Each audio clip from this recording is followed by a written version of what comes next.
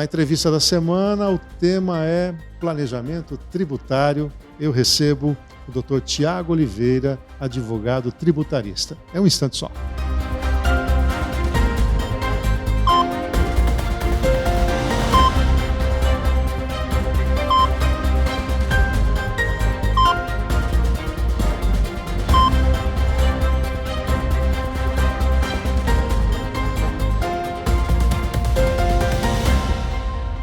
Entrevista dessa semana, o tema é planejamento tributário, com a alegria que eu recebo aqui o Dr. Tiago Oliveira, advogado tributarista. Obrigado por atender aqui a nossa equipe de produção e conceder essa entrevista. Eu que agradeço o convite e é uma satisfação estar aqui com vocês. Fala um pouquinho do Tiago, nós estávamos conversando, foi meu aluno lá no curso de Direito, eu dava aula de Economia lá para o Direito. Quando foi isso, Tiago? Faz um pouquinho de tempo já, né? Foi lá em 2004, né, quando eu iniciei o estudo na IT, e aí eu tive satisfação de ter aula com o professor na matéria de economia, que foi, na época era o ano todo, né? E acompanhava também o trabalho do professor aí pela televisão na época, na rádio e tal.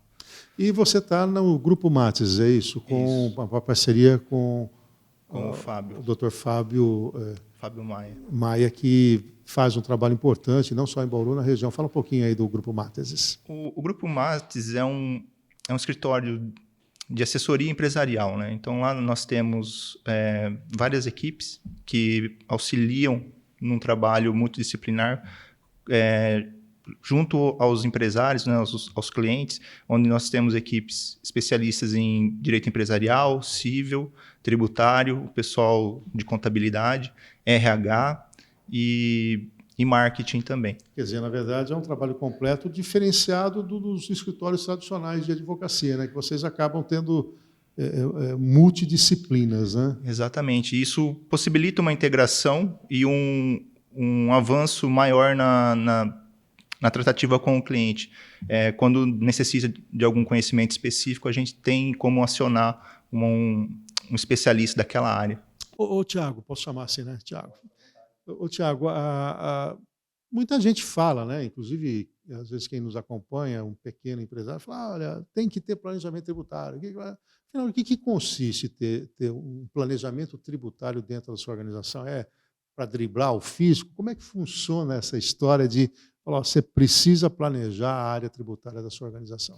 O planejamento tributário ele tem um escopo de reorganizar a atividade da empresa, né? Então, o que a gente vai levar em consideração? A gente vai levar em consideração o cenário em que a empresa está inserida.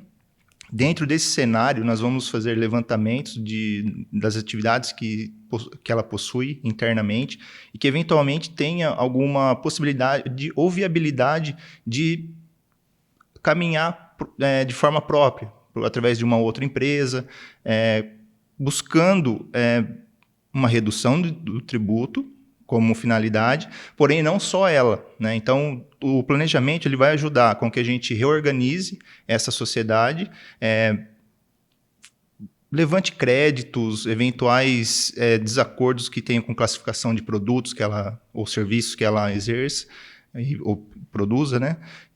E chegando num ponto em que, às vezes, a gente reclassifica alguma coisa, algum produto ou serviço, buscando uma redução na carga tributária, né? Um exemplo muito comum não, mas um que dá para trazer, que todo mundo acabou tendo um conhecimento de forma indireta, é a questão do sonho de valsa, por exemplo, que ele era aquela embalaginha do chocolate, né? Aquela embalaginha que era torcida, né? Sim.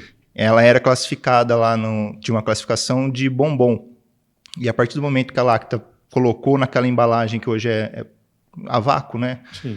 Que é prensada, ele passou a ter uma classificação, é o mesmo chocolate, mas ele passou a ter uma classificação de wafer. Então, ele teve uma redução na carga tributária só por isso. Pela simples forma de fechar a embalagem. Pela simples forma. Não mudou o produto em si, mas a embalagem... E nessa linha tem uma confusão, né? Eu, inclusive, participei de um debate sobre a reforma tributária.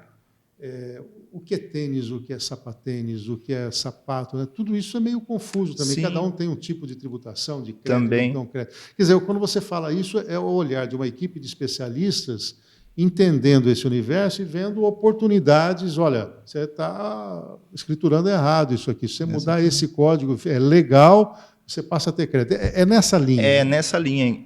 Tem um trabalho que acaba dependendo do produto. Por isso que quando eu comecei falando que levava em consideração o cenário da empresa, onde ela está inserida, a gente tem alguns produtos que demandam conhecimento técnico, químico, de alimentício, alguma mistura que ocorre ali. Isso, com o trabalho junto com a equipe e a própria empresa, né, fornecendo essas informações, a gente consegue chegar numa classificação ou identificar algum ponto, algum gargalo onde a empresa está eventualmente classificada de forma equivocada. Você falou também no início da questão societária, eu queria ampliar além da questão societária, porque aí você acaba, nas empresas limitadas, tendo que interferir também, não só na questão tributária da empresa, mas também o impacto na pessoa física, né, que são os acionistas. Então, aí você tem a definição do prolabore, da distribuição de dividendos, que ainda não é tributada, mas provavelmente será. Mas tem também a questão da escolha do regime tributário. Sim. Como é que vocês trabalham nisso? Porque nós temos os regimes tradicionais, que é lucro real, lucro presumido, e chega até a ter o Simples Nacional e o lucro arbitrado, até dependendo da situação da empresa. Como é que vocês trabalham nessa definição? E também eu queria que você falasse se acabou aquele tabu do lucro real, né? Muitos empresários, às vezes, optavam pelo presumido, pagando um tributo maior, com medo de uma fiscalização por ser lucro real. Fala um pouquinho desse universo dos regimes tributários. Então, como o professor comentou, nós temos esses regimes tributários. O lucro real, como o próprio nome diz, ele exige que tudo que seja realizado ali na empresa, como receita, faturamento, vá fazer parte, tem que estar escriturado tudo certinho e a tributação cai em cima desse valor que foi gerado ali de acordo com as regras contábeis, né? O lucro presumido é dado um percentual, dependendo da atividade da empresa, onde se presume que aquela atividade, durante aquele período, teve um lucro. Né? O prestador de serviço de profissão regulamentada, 32%. Isso. Tem a incidência, pega toda a receita e faturamento que teve no período. Faturou 100 mil, lucra 32 mil. 32 mil. Ele presume e aí aplica as alíquotas em cima dessa base que foi presumida. Eventualmente, o que a gente chega em algumas situações, tem atividades que a empresa chega num momento que ela não teve um lucro efetivo no fim do período. Ou seja, se ela continuar no presumido, ela está dizendo para o fisco, olha, eu não vou ter rigor na minha contabilidade, mas eu pago sobre 32. Mas na hora que você faz o trabalho, você vê que o lucro real dela é 5%, às vezes 0%. Isso. É nessa hora que você entra. Isso. Aí a gente chega junto com uma equipe contábil, que vai municiar a gente de todos os cálculos referente àquela atividade, com levantamento de documento, com base na parte real da empresa, né? Tudo que está realmente acontecendo. Então, a gente vai trabalhar em cima de números reais para fazer o cálculo e viabilizar se vale a pena permanecer no lucro presumido e ir para o lucro real. E a escolha está no primeiro recolhimento do ano, é isso? Isso. O lucro presumido... O primeiro recolhimento tributário, você está dizendo para o fisco, olha, eu mudei de regime, e aí tem que ficar aquele ano civil nesse regime. Exatamente. Tem algumas empresas que estão proibidas de participar do lucro presumido. Ela só pode atuar no lucro real. Instituições financeiras, factory, essas coisas, essas empresas. Olha, é vedado para esse segmento, por ser de plano, você tem que ser sempre lucro real. Isso, sempre lucro real. Geralmente, por causa do dinheiro, acho que eles querem mais um valor fidedigno ali, né? O lucro presumido, a empresa vai fazer a opção no começo do ano e vai permanecer durante todo o ano. Ela vai ficar ali. Durante os 12 meses, ela não pode eventualmente falar, comecei a ter prejuízo, se eu tivesse no lucro real, eu teria uns benefícios e agora eu não quero mais, não. Vai trocar todo mês conforme dança a música. Conforme aparece o número que é vantajoso, ele chega e fala assim, não, eu quero esse regime, não. Durante 12 meses vai permanecer ali no lucro presumido. Perfeito. Estamos conversando aqui com o Dr. Tiago Oliveira, advogado tributarista. Essa é a primeira parte da nossa entrevista. Ele falou aí que tem várias reclassificações, tem recuperação de crédito, tem um tema que está aí chamando a atenção dos empresários, que é uma decisão sobre a incidência do ICMS sobre PIS e COFINS e a possibilidade de recuperação disso.